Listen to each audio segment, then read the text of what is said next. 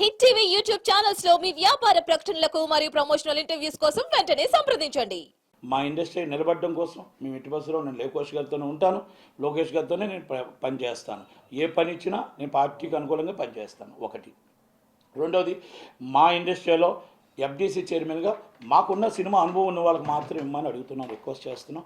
ఎందుకంటే 2 రాష్ట్రాలు అడుగుతున్నాం. 2 రాష్ట్రాలు ఎఫ్డీసీ చైర్మన్ మా సినిమా వాళ్ళకి ఇస్తే మా ఇండస్ట్రీని మేము డెవలప్ చేసుకోవడానికి అవకాశం ఉంటుంది.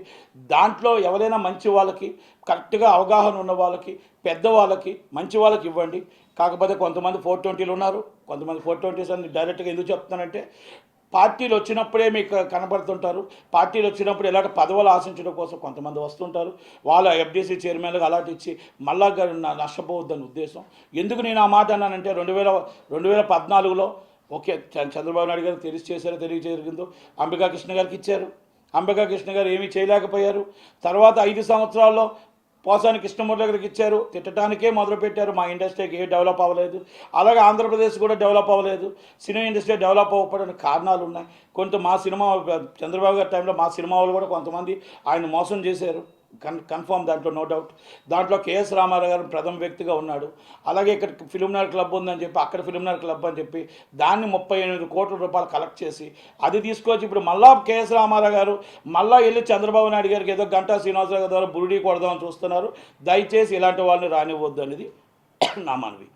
అలాగే కొంతమంది చిత్రపూర్ కాలనీ, ఇక్కడ చిత్రపూర్ కాలనీ అని పెట్టి ఆ చిత్రపూర్ కాలనీలో గవర్నమెంట్ ఇచ్చిన సొసైటీ ల్యాండ్ని, ఇది సినీ ఇండస్ట్రీ కార్మికుల కోసం అని చెప్పి ఆ కార్మికుల కోసం వచ్చిన ల్యాండ్ని వన్ ఆఫ్ ది, నేను కూడా ఒకప్పుడు మెంబర్ ఫస్ట్, దాంట్లో నేను తర్వాత ప్రొడ్యూసర్ అయిన తర్వాత దాంట్లోంచి నేను బయటకు వచ్చాను. కనుక దాంట్లో చిత్రపూర్ కాలనీ 69 ఎకరాలు 66 ఎకరాలు దాదాపు ఇస్తే ఆ 66 ఎకరాలకి మొత్తం టోటల్గా ట్యాక్స్ వేవర్ కానీ అన్నీ కూడా గవర్నమెంట్ ఇచ్చింది. రాజశేఖర గారి గవర్నమెంట్ ఇచ్చింది, చంద్రబాబు నాయుడు గారి గవర్నమెంట్ హెల్ప్ చేసింది.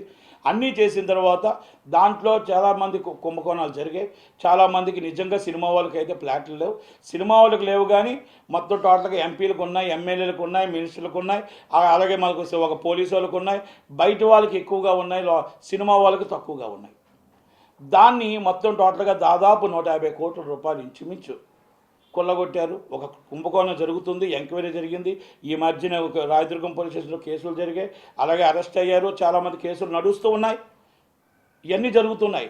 ఈ జరుగుతున్న సందర్భంలో ఆంధ్రప్రదేశ్కి కూడా వాళ్ళు వెళ్ళి ఏదో మళ్ళీ ప్రయత్నం చేసి అక్కడ కూడా ఒక చిత్రపూర్ కాలనీ పెట్టి మళ్ళీ వీళ్ళే అక్కడికి వెళ్ళి మన చంద్రబాబు నాయుడు గారికి మసిబూసి మాడికాయ చేసి ఒక మెమోరాండం ఇచ్చి దాన్ని ఏదో చేద్దామని ఒక ప్లాన్ చేస్తున్నారు. చిన్న ఉదాహరణకు ఒక మాట చెప్తున్నా మీకు. సొసైటీ యాక్ట్ ప్రకారం సొసైటీ ల్యాండ్ని ఎవరైనా తాకట్టు పెడతారా? తాకట్టు పెట్టినవాడు నేరమే, తాకట్టు పెట్టుకున్నవాడు నేరమే. ఎందుకంటే జనరల్ బాడీ నిమిత్తం మేము జనరల్ బాడీలో ఏదైతే ఇచ్చారో జనరల్ బాడీ ప్రకారం మేము తాకట్టు పెట్టాము అని చెప్పి దీంట్లో చెప్పారండి. ఇగో జనరల్ బాడీ, దీంట్లో జనరల్ బాడీలో మేము తీర్మానం చేసాం. మీరు జనరల్ బాడీలో తీర్మానం చేస్తే మొత్తం టోటల్గా అందరికి 69 ఎకరాలు అమ్మి వచ్చా? మీకు ల్యాండ్ దేనికి ఇచ్చింది? మీ సొంత ల్యాండ్ కాదు కదా. 69 ఎకరాలు మీరు ఆ ల్యాండ్లో 3000 గజాలు దాదాపు 150 కోట్ల ప్రాపర్టీ. 150 కోట్ల ప్రాపర్టీని 20 కోట్ల రూపాయలకు, దాదాపు 20 కోట్ల రూపాయలకి 16.5 కోట్లకు తాకట్టు పెట్టారు. ఎవరు తీసుకున్నారండి? ఇది చంద్రవాడ శ్రీనివాసరావు గారు అన్న ఆయన. చంద్రవాడ శ్రీనివాసరావు గారు ఇండస్ట్రీకి పెద్ద అని చెప్తాడు కదా. ఈ ఇండస్ట్రీ ఉన్న పెద్ద ఆయన తాకట్టు పెట్టుకున్నాడు. వీళ్ళు తాకట్టు పెట్టారు. జనరల్ బాడీ అనుసరించి మేము పెట్టాము అని అంటున్నారు. పెట్టడం మరి ఏ సొసైటీ యాక్ట్ చెప్తుందో ఏ సొసైటీ యాక్ట్లో ఈ తాకట్టు పెట్టి అమ్మివచ్చు, ఏ రిజిస్ట్రేషన్ చేసుకోవచ్చు అని చెప్తుందో వడ్డీతో 35 కోట్లు అయిందంట. అంటే ఇది కార్మికులకు చెందే ల్యాండ్. ఈ డబ్బును ఏ విధంగా పెట్టారు? రో హౌసెస్. అసలు మీకు పర్మిషన్ లేకుండా రో హౌసెస్కి మీకు పర్మిషన్ లేకుండా డబ్బులు ఎలా కలెక్ట్ చేస్తారు? ఈరోజు ఇన్లీగల్గా మీరు డబ్బుని ఎలా కలెక్ట్ చేస్తారు? మీకు అపార్ట్మెంట్లు కట్టిస్తామని చెప్పి మీరు ఎలా డబ్బు కలెక్ట్ చేస్తారు? ఏ సొసైటీ యాక్ట్ చెప్తుంది? ఇవన్నీ కూడా దీన్ని మనం చూసి చూడనట్టు వదులుతున్న ఈ గవర్నమెంట్లు ఏంటి? దాంట్లో గతంలో టీఆర్ఎస్ గవర్నమెంట్ ఇలా సపోర్ట్ ఉండేది. ఈ రోజు ఇప్పుడున్న గవర్నమెంట్ ఇప్పుడున్న గవర్నమెంట్ కూడా దీన్ని వెలుగు తీసి నిజమైన కార్మికులకు ఇస్తుందా, వీళ్ళందరి మీద యాక్షన్ తీసుకుంటుందా? లేదు అనుకుంటే మళ్ళీ వాళ్ళతో పాటు మళ్ళీ మేము మొత్తం టోటల్ వంత పాడుతుందా రేవంత్ రెడ్డి గారు గవర్నమెంట్ అనేది ఒక్కసారి దాన్ని అంతటి కూడా పొంగులేటి శ్రీనివాసరెడ్డి గారు కానీ, అలాగే తుమ్మల నాగేశ్వరరావు గారు కానీ, అలాగే మరి కోమటిరెడ్డి వెంకటరెడ్డి గారు కానీ, అలాగే రేవంత్ రెడ్డి గారు దీన్ని మరి సీరియస్గా యాక్షన్ తీసుకుంటారా? కార్మికులకు అన్యాయం జరగకుండా మరి ఇమీడియట్లీ దాని మీద సీరియస్ యాక్షన్ తీసుకొని ఎవరెవరు దీన్ని కుంభకోణాల్లో ఉన్నారో, ఎవరెవరు డబ్బులు తిన్నారో, ఎవరెవరు ఈ 70 కోట్ల రూపాయలు క్యాష్ను విత్డ్రాల్ చేశారో వీళ్ళందరి మీద సీరియస్ యాక్షన్ తీసుకుంటారా అనేది మరి ఈ గవర్నమెంట్, ఏపీ గవర్నమెంట్, మన తెలంగాణ గవర్నమెంట్ చేయాలి. మరి ఇదే గవర్నమెంట్, ఇదే చంద్రబాబు శ్రీనివాసరావు గారు, ఇదే కొంతమంది మరి వ్యక్తులు అందరూ వెళ్ళి వీళ్ళందరూ కలిపి అక్కడికి వెళ్ళిపోయి మళ్ళా ఆంధ్రప్రదేశ్లో చంద్రబాబు నాయుడు గారిని బురిడీ కొట్టిద్దాం, 2014లో కొట్టించినట్టు మళ్ళా బురిడీ కొట్టిద్దాం, మళ్ళీ ఆయన మోసం చేద్దాం అని చూస్తుంటే మరి చూస్తూ ఊరుకోవాలా చెప్పండి? మరి చూస్తూ ఊరుకోవాలా?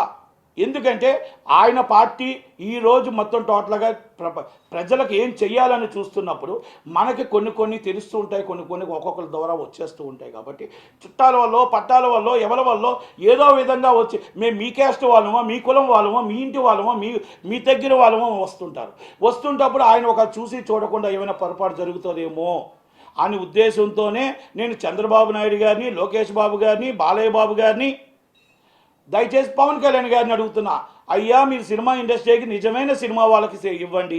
ఈరోజు సినిమా వాళ్ళు ఎవరికి కూడా చాలామందికి లేవు. దయచేసి ఒక్కసారి వాళ్ళ సీనియారిటీ చూసి, వాళ్ళ కష్టాలు చూసి, అన్నీ చూసి కరెక్ట్గా చేసి ఇవ్వండి. ఇలాంటి ఎలక్షన్ ముందు రారు, ఎలక్షన్ ముందు అరెస్ట్ అయినప్పుడు రారు, ఇలా మొత్తం టోటల్గా మనకు పదవులు వచ్చినప్పుడు మాత్రం వస్తారు, ఈ పదవులు ఆశిస్తూ ఉంటారు. ఇలాంటి వాళ్ళకి మీరు పదవి ఇవ్వద్దు, మంచి వాళ్ళకి పదవి ఇవ్వండి. ఇది ఒక రాఘవేంద్ర గారు ఉన్నారు, ఒక దత్తు గారు ఉన్నారు, ఒక కేఆర్ నారాయణ గారు ఉన్నారు, ఒక కుమార్ చౌదరి గారు ఉన్నారు, వాళ్ళందరినీ అడగండి. ఇది నేను చెప్పింది తప్ప లేకపోతే నేను రైటా కాదా అని ఒక్కసారి అడగండి. ఎవరి మీద నాకు కక్ష సాధింపులు లేవు. ఈరోజు మొత్తం టోటల్గా దయచేసి నేను ఒక్కసారి వినిపిస్తున్నాను, నా వాదన వినండి. అందరికీ కూడా నేను చెప్పడం జరిగింది, ఆంధ్రప్రదేశ్లో ఏ ఉద్యోగం జరగకూడదు. 2014లో ఫిలింనగర్ క్లబ్లో జరిగిన అన్యాయం అలా జరగకూడదనే ఉద్దేశంతోనే నేను ఇది చెప్తున్నాను. దీని అన్నింటికి కూడా నేను డాక్యుమెంట్స్తోనే మాట్లాడుతున్నాను తప్ప వితౌట్ డాక్యుమెంట్ మాట్లాడట్లేదు. ఎవరైనా చర్చకు వస్తానంటే ఐఎమ్ చర్చకు నేను రెడీగా ఉన్నాను. ఎవరైనా చర్చకు రావచ్చు, తప్పు మాట్లాడితే నా మీద డిఫర్మేషన్ వేసుకోవచ్చు, ఎవరైనా తప్పు మాట్లాడితే ఏదైనా కేసు పెట్టుకోవచ్చు. I'm ready.